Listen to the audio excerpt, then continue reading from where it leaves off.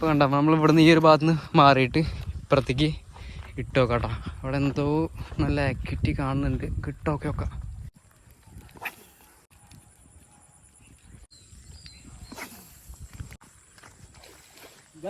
മീനടിച്ചിട്ടുണ്ട്.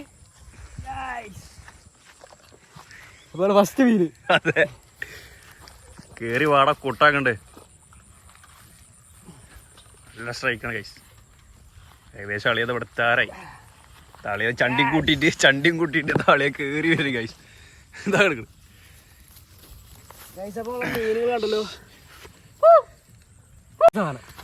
Okay, അടിപൊളി സാധനം. നൈസല്ലേ? എങ്ങനെയുണ്ട്? അടിപൊളി.